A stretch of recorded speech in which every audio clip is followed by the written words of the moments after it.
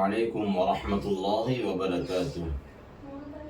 دیکھیں، یہاں پر سجدے تلاوت کے متعلق ہمیں مسئلہ سمجھنا ہے، سجدے تلاوت کیسے کرنا ہے اور کیا ہے۔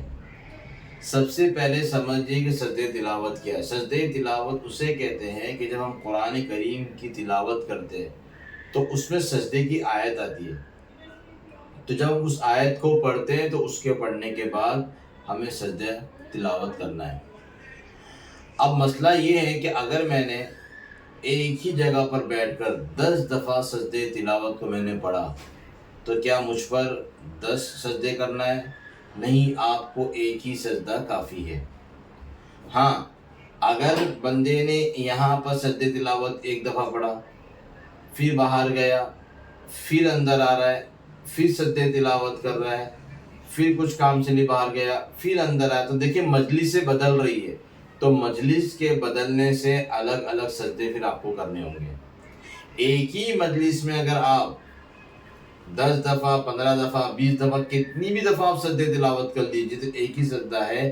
اگر مجلس بدلتی ہے تو آپ جتنی دفعہ مجلس بدلیں گے جتنی دفعہ سجدے تلاوت کریں گے اتنے سجدے تلاوت آپ کو کرنا ہوگا۔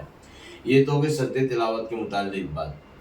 اب اگر کسی نے نماز کے اندر سجدے تلاوت پڑھ لیا تو کیا حکم ہے؟ تو فرمایا کہ اس کو نماز میں ہی سجدے تلاوت کرنا واجب ہے، وہ نماز میں سجدے تلاوت کرے گا۔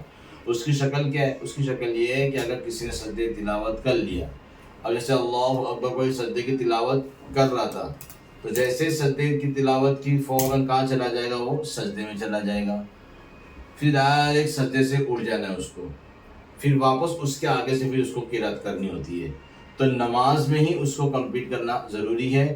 ہاں، اب نماز کے باہر جو سجدے تلاوت اس کا کیا حقوق کیسے کریں گے؟ اس کا یہ کہ اگر آپ بیٹھ کر قرآن کی تلاوت کر رہے تھے، کھڑے ہو کر سجدہ کریں گے تب بھی کوئی حرج نہیں ہے۔ اگر آپ بیٹھے بیٹھے ادھر ہی قبلے کی طرف رک کر سجدہ کر لیے تب بھی سجدہ ہو جائے گا۔ تو سجدے تلاوت کے متعلق اس مسئلے کو اچھے سے یاد رکھیے کہ اگر ایک ہی مجلس میں آپ اگر 10 دفعہ بھی تلاوت کریں گے سجدے تلاوت تو ایک ہی سجدہ کافی ہے۔ اگر آپ مجلس کو بار بار بدلیں گے تو ایسی صورت میں آپ کو بار بار سجدہ، جتنی دفعہ آپ مجلس چینج کریں گے اتنی دفعہ آپ کو سجدہ تلاوت کرنا ضروری ہوگا۔ اس مسئلے کو اچھی طرح سے یاد رکھ لیجیے۔ اللہ تبارک و تعالی ہم تمام کو صحیح سمجھ عطا فرمائے۔ السلام علیکم ورحمۃ اللہ وبرکاتہ۔